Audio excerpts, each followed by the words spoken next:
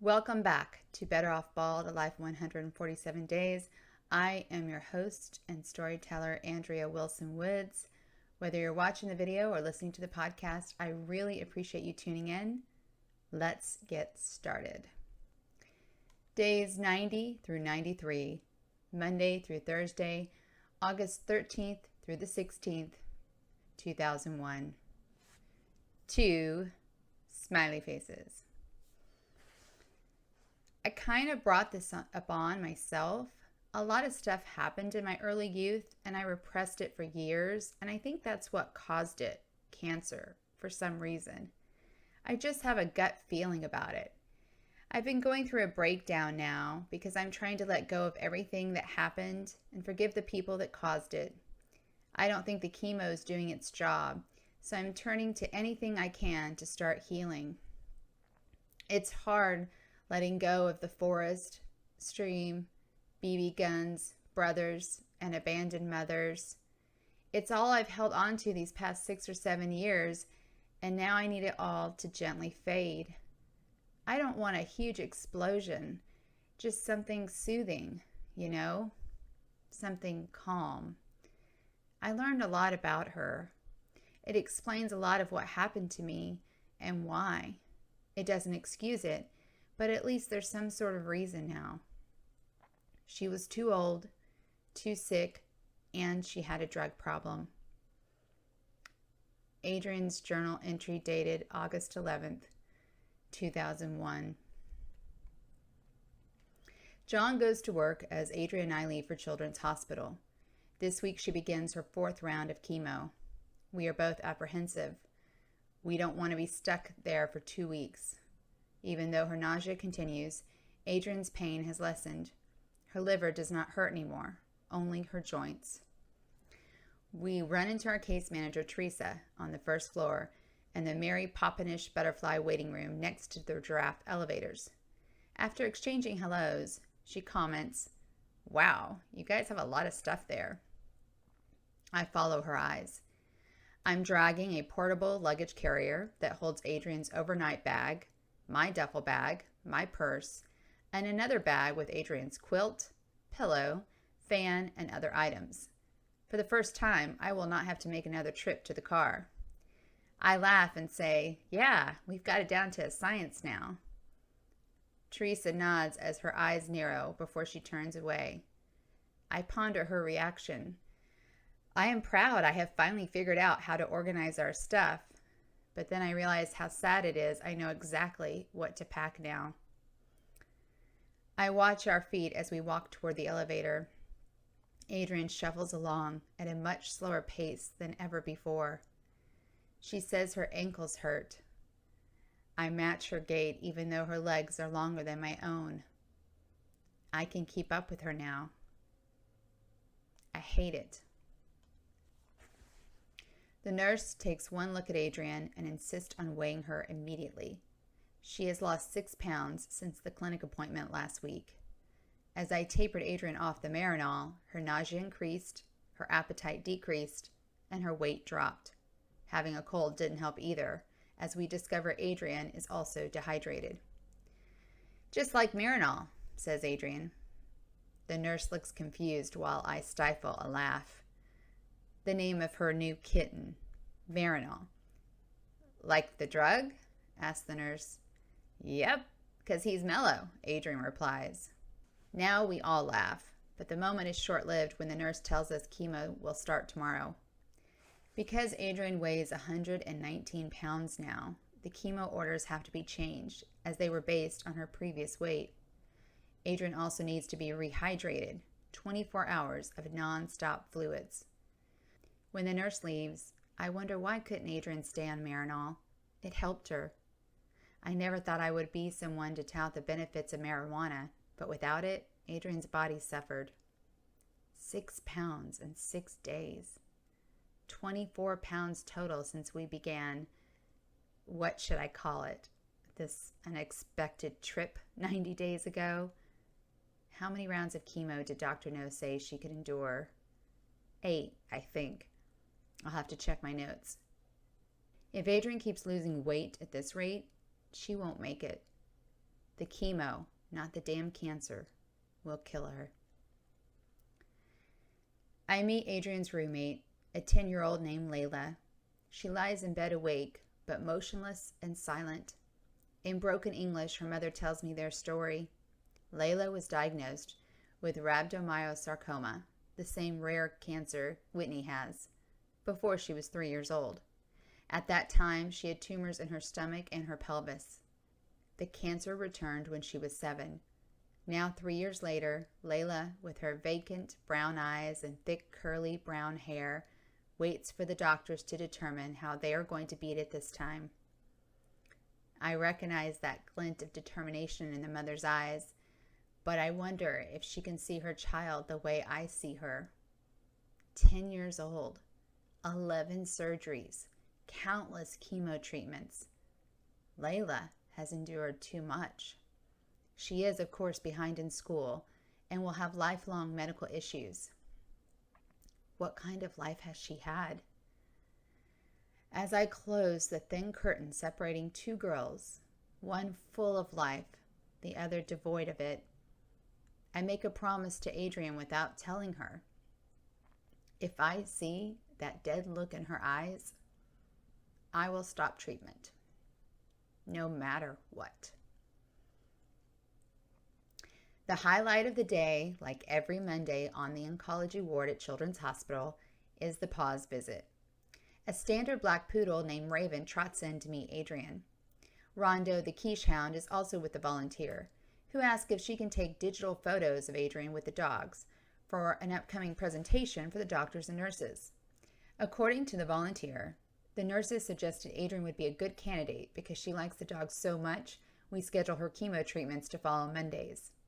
I sign a photo release as Adrian smiles for several pictures. The volunteer promises someone will send me copies of the photos. In the meantime, she gives me the Polaroid picture that shows Raven sitting stoically on the bed and Adrian nuzzling her cheek against the dog's ear. This time last year, I was packing for a red-eye flight to Birmingham for my 10-year high school reunion, which was 4 days after my 28th birthday. Since I didn't have a party, I only asked for one gift.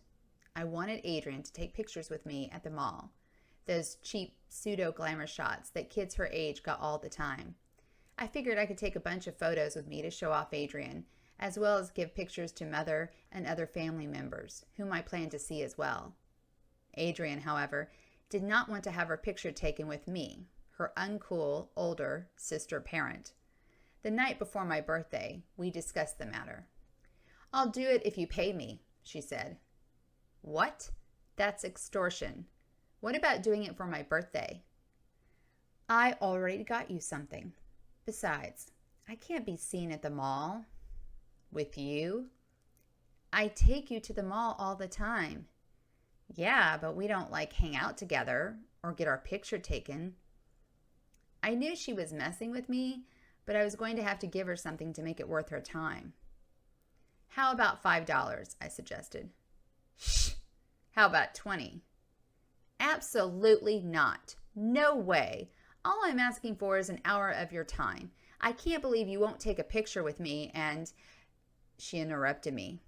Okay. 10 is my final offer, Adrian." "Fine.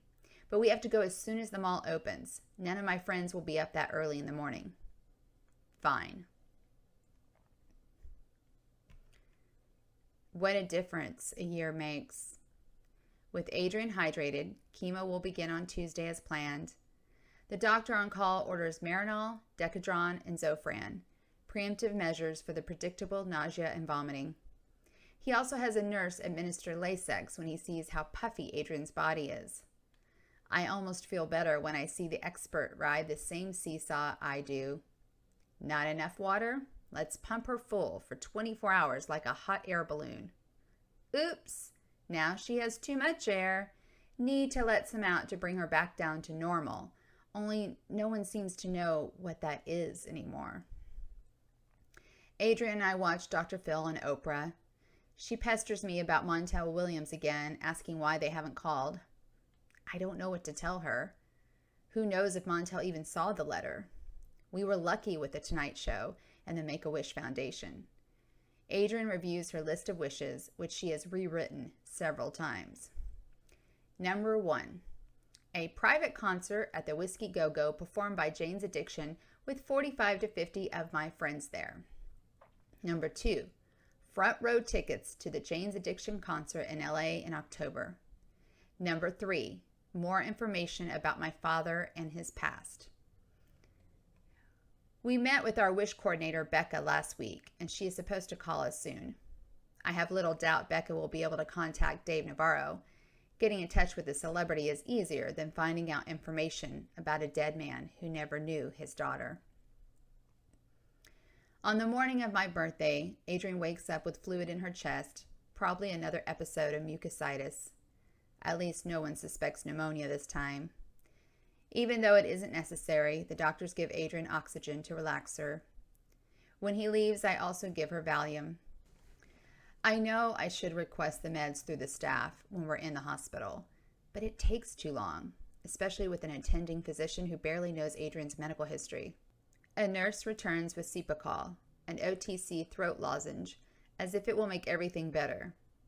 Adrian sucks on it, but claims the numbness lasts for only minutes. She continues to cough, and her throat hurts. The night before our mall trip, Adrian used a different brand of hair dye to color her hair blue. She wanted it to look perfect since school was starting soon. Unfortunately, she managed to dye her entire bathroom, her sheets, and her skin blue too. I was livid when I saw her bathroom, which happened to be the main one in the house. Together, we began bleaching the sink and bathtub right away, undoing the damage before the dye set in. I didn't give her skin much thought until John came home, took one look at her, and said, "What's up, Smurf?" Adrian wailed, "Sissy, I told you it looked bad. What am I going to do?" "Cover it up with makeup. Besides, it will fade before school starts. Now scrub." I pointed to the bathtub with its stubborn ring of blue clinging to the porcelain. "But Sissy..."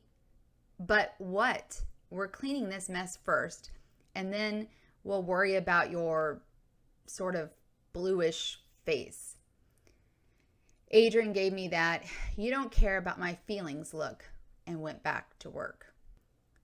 "Sissy, look at my arms." Despite the Lasix, Adrian appears puffier than ever.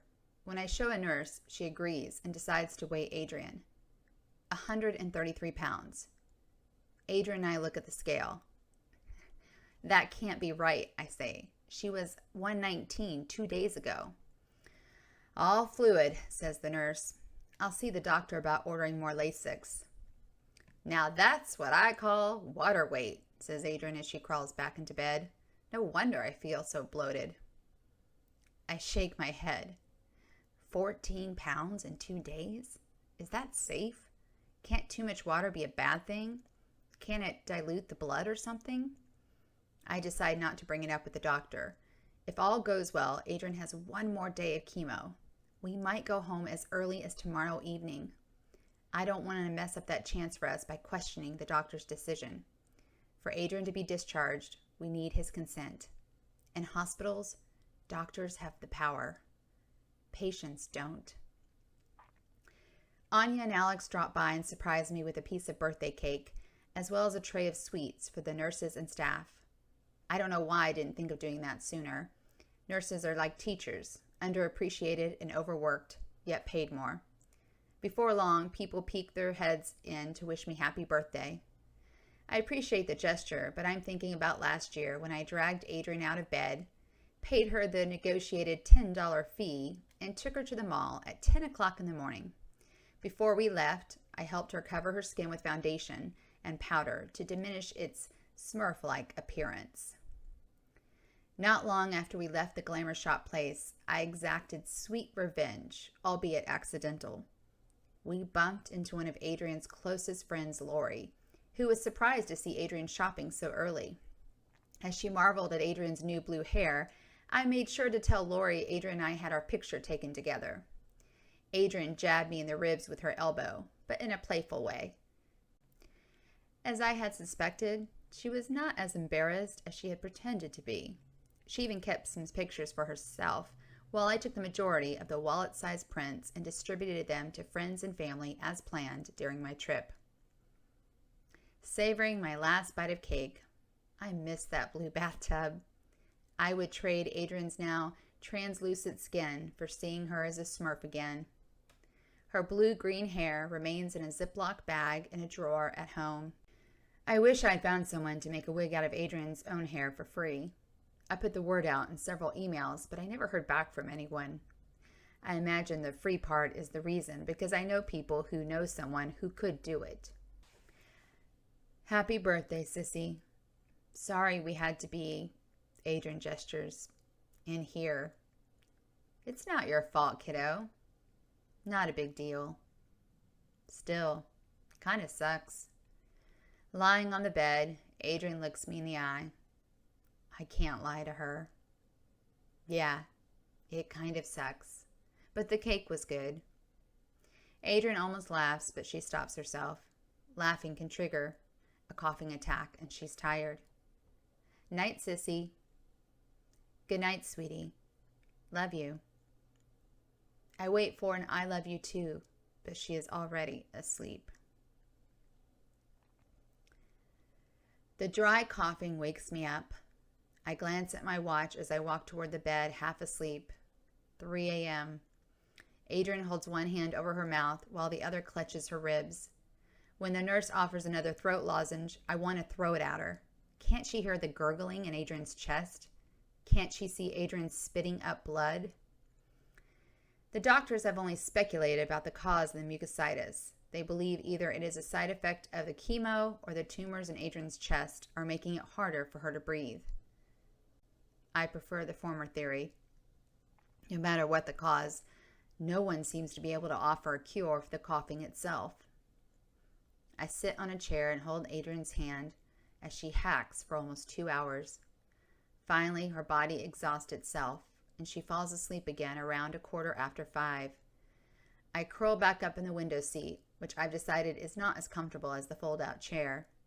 The benefit of being near the window is we are farther away from the door, which constantly opens and closes, and closer to the bathroom, which means less walking for Adrian.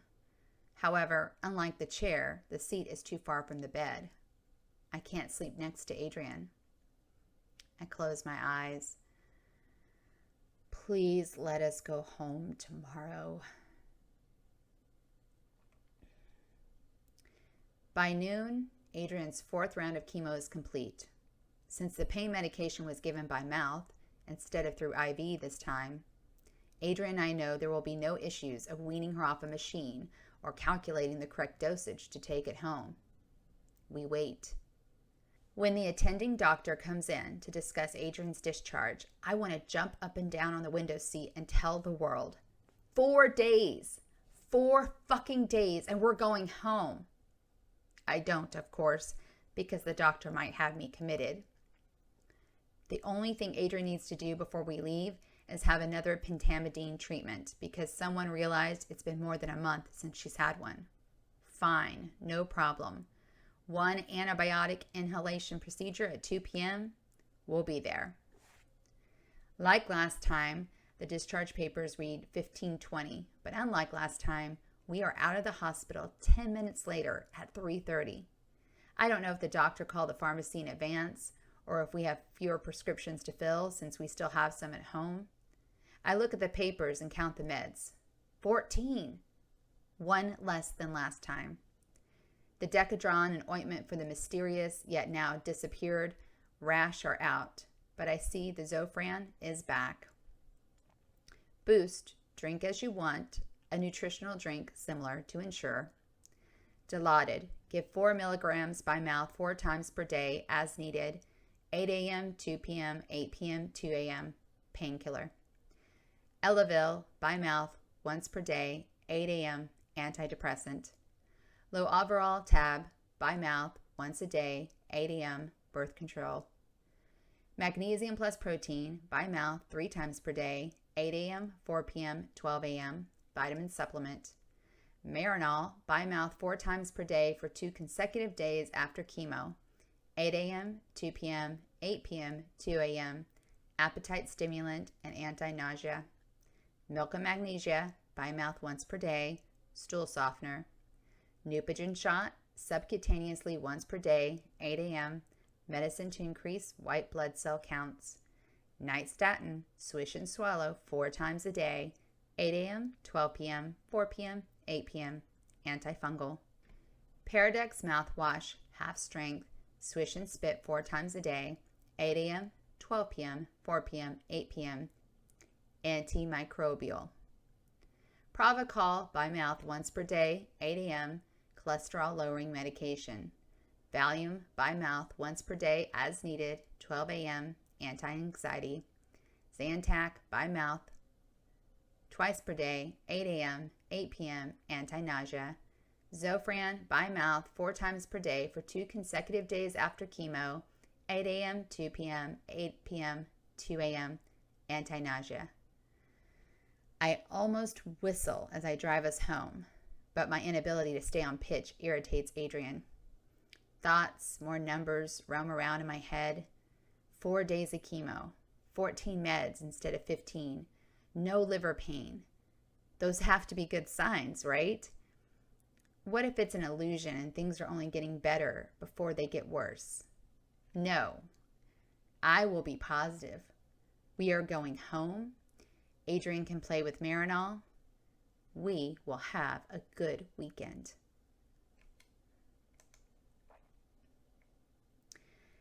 Thank you for watching and listening to Better Off Bald, A Life in 147 Days.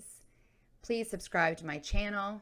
And if you like what you're hearing, please share with your friends, family, strangers, anyone. And stay tuned for the next episode.